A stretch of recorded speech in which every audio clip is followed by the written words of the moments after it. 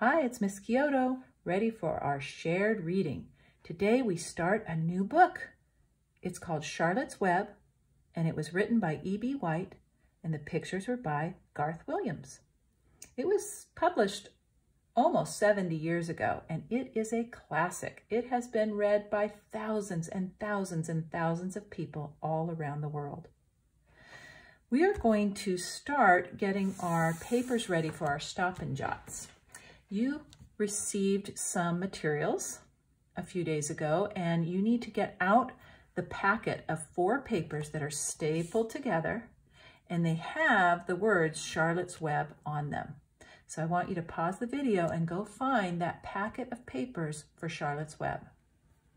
Okay, now that you have the packet, you need to take off the very top one, and it's stapled together, so you need to gently take it off so that you can get that first paper. Now, what we're going to do is we're going to fold this paper. In fact, we're going to be calling these papers trifolds because we're going to be folding them so that they make 3 sections. The one with the picture of the book is the top paper. And so what you're going to do is see the different sections for the different chapters. You're going to fold those in.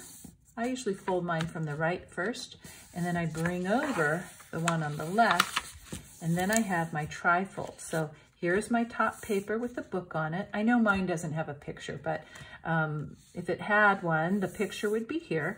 And here's a place for your name. So go ahead and write your name on it. You can write today's date, and you should be able to open it like this. And when you open it, you will see some Stop and Jot tasks for chapters 1, chapter 2, chapter 3, and then on the back will be chapter 4 and 5. You'll also see some stars that stand for the days that we read this. We're actually not going to pay attention to those stars because sometimes we're going to read more than 1 chapter a day.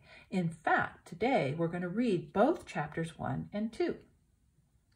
Something else that's a little bit different is that today, for chapter 1, we're actually going to stop in just a moment and jot some thoughts down before we read the chapter. We're just going to read the hook that E.B. White writes at the beginning of the chapter. And we're going to think about why did E.B. White use that hook to get us wanting to read more. And we're going to also make a prediction. What do you think is going to happen in chapter 1? So let me read the hook. It says, chapter 1's called Before Breakfast, and it says, "Where's Papa going with that axe?" said Fern to her mother as they were setting the table for breakfast. An axe. So what I want you to do, considering knowing the title of the story, the cover picture, what do you think it means, where's Papa going with that axe? Make a prediction of what you think is going to happen in chapter 1. Go ahead and pause the video, write down your prediction, and then we'll get ready to read chapter 1. Okay, so now we're going to read chapter 1. Here we go.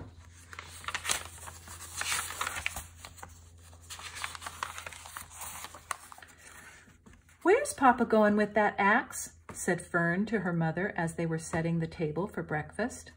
"Out to the hog house," replied Mrs. Arabelle. "Some pigs were born last night." "I don't see why he needs an axe," continued Fern, who was only 8. "Well," said her mother, "one of the pigs is a runt. It's very small and weak, and it will never amount to anything, so your father has decided to do away with it." "Do away with it?" shrieked Fern. "You mean kill it, just because it's smaller than the others?" Mrs. Arabelle put a pitcher of cream on the table. "Don't yell, Fern," she said. "Your father is right. The pig would probably die anyway." Fern pushed a chair out of the way and ran outdoors.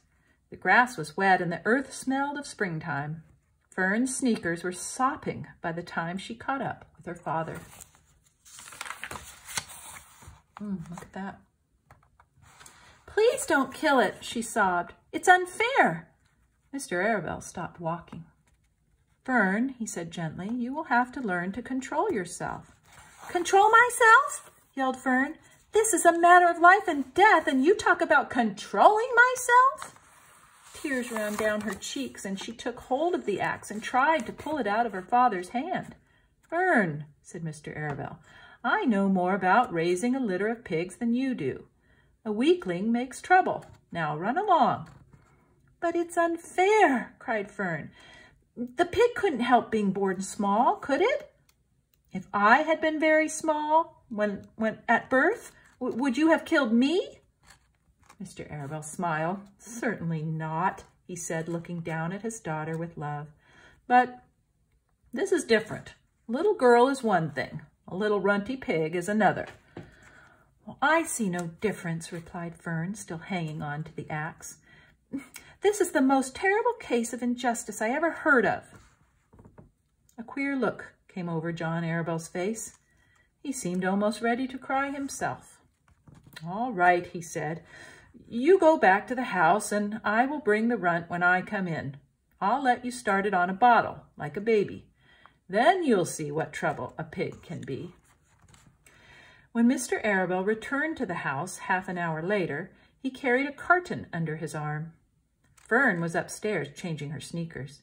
The kitchen table was set for breakfast, and the room smelled of coffee, bacon, damp plaster, and wood smoke from the stove. "Put it on the chair," said Mrs. Arabelle. Mr. Arabelle set the carton down at Fern's place. Then he walked to the sink and washed his hands and dried them on the roller towel. Fern came slowly down the stairs. Her eyes were red from crying. As she approached her chair, the carton wobbled, and there was a scratching noise. Fern looked at her father, then she lifted the lid of the carton. There inside, looking up at her, was the newborn pig. It was a white one. The morning light shone through its ears, turning them pink. "He's yours," said Mr. Arabelle, "saved from an untimely death. And may the good Lord forgive me for this foolishness." Fern couldn't take her eyes off the tiny pig. "Oh," she whispered, "oh, look at him. He's absolutely perfect." She closed the carton carefully. First, she kissed her father. Then she kissed her mother. Then she opened the lid again, lifted the pig out, and held it against her cheek. At this moment, her brother Avery came into the room. Avery was 10. He was heavily armed, an air rifle in one hand, a wooden dagger in the other. "What's that?" he demanded. "What's Fern got?" "She's got a guest for breakfast," said Mrs. Arabelle. "Wash your hands and face, Avery." "Let's see it," said Avery, setting his gun down. You call that miserable thing a pig? Pfft, that's a fine specimen of a pig. It's no bigger than a white rat." "Wash up and eat your breakfast, Avery," said his mother. "The school bus will be along in half an hour." "Can I have a pig too, Pop?" asked Avery. "No, I only distribute pigs to early risers," said Mr. Arabelle. "Fern was up at daylight trying to rid the world of injustice. As a result, she now has a pig. Small one, to be sure, but nevertheless a pig. It just shows what can happen if a person gets out of bed promptly. Let's eat." But Fern couldn't eat until her pig had had a drink of milk. So Mrs. Arabelle found a baby's nursing bottle and a rubber nipple. She poured warm milk into the bottle, fitted the nipple over the top, and handed it to Fern. "Give him his breakfast," she said. A minute later, Fern was seated on the floor in the corner of the kitchen with her infant between her knees, teaching it to suck from the bottle. The pig, although tiny, had a good appetite and caught on quickly. The school bus honked from the road. "Run!" commanded Mrs. Arabelle, taking the pig from Fern and slipping a donut into her hand. Avery grabbed his gun and another donut. The children ran out to the road and climbed into the bus. Fern took no notice of the others in the bus. She just sat and stared out of the window, thinking what a blissful world it was and how lucky she was to have entire charge of a pig. By the time the bus reached school, Fern had named her pet, selecting the most beautiful name she could think of. "Its name is Wilbur," she whispered to herself. She was still thinking about the pig when the teacher said, "Fern, what is the capital of Pennsylvania?" "Wilbur," replied Fern dreamily. The pupils giggled. Fern blushed. Chapter 2, Wilbur. Fern loved Wilbur more than anything. She loved to stroke him, to feed him, to put him to bed. Every morning, as soon as she got up, she warmed his milk, tied his bib on, and held the bottle for him. Every afternoon, when the school bus stopped in front of her house, she jumped out and ran to the kitchen to fix another bottle for him. She fed him again at supper time and again just before going to bed. Mrs. Arabelle gave him a feeding around noontime each day when Fern was away at school. Wilbur loved his milk, and he was never happier than when Fern was warming up a bottle for him.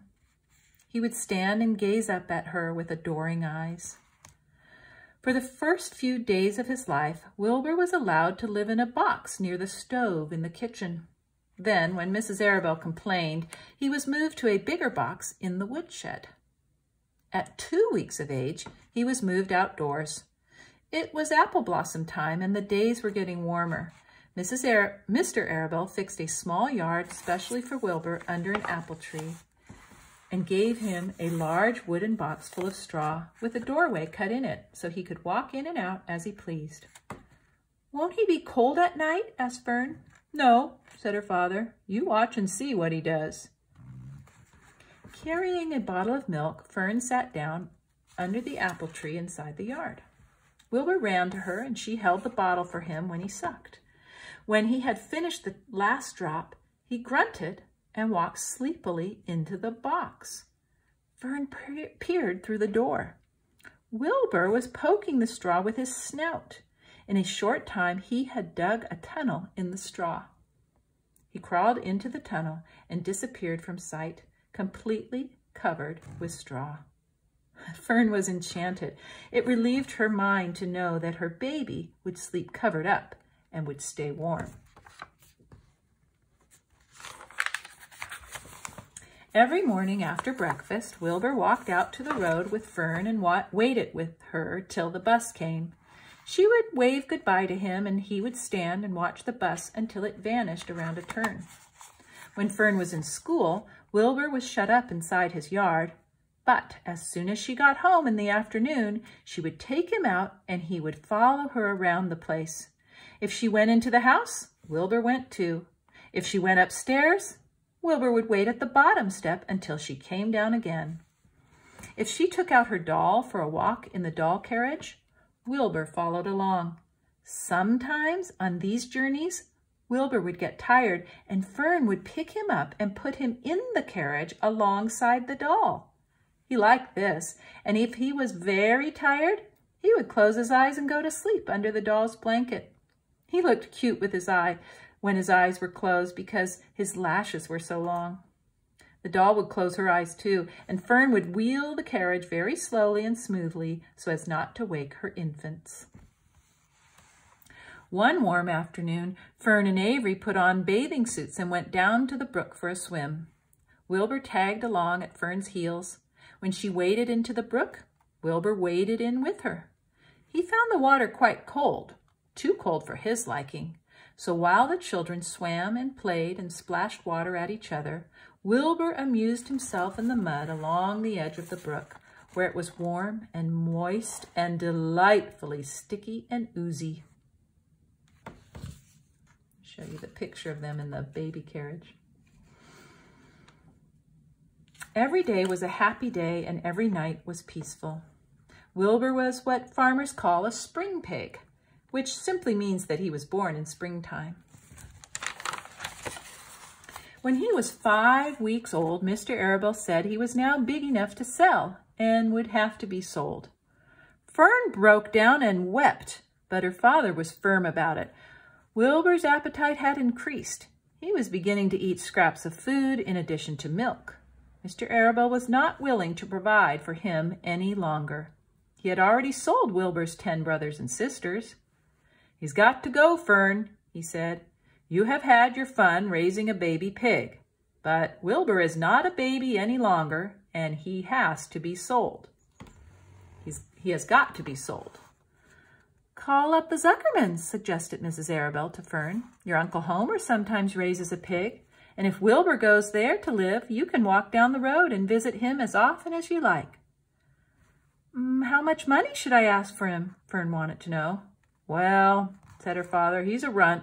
Tell your Uncle Homer you've got a pig you'll sell for $6 and see what he says. It was soon arranged. Fern phoned and got her Aunt Edith, and her Aunt Edith hollered for Uncle Homer, and Uncle Homer came in from the barn and talked to Fern. When he heard that the price was only $6, he said he would buy the pig. Next day, Wilbur was taken from his home under the apple tree and went to live in a manure pile in the cellar of Zuckerman's barn. All right, get out your Stop and Jot and write your thinking, stop and jot what you're thinking about. Activity number 2, where we're thinking about how Wilbur is sometimes treated by Fern like a baby and sometimes like a pig. We're going to see how those are alike and different. Okay, that's all for now. Bye.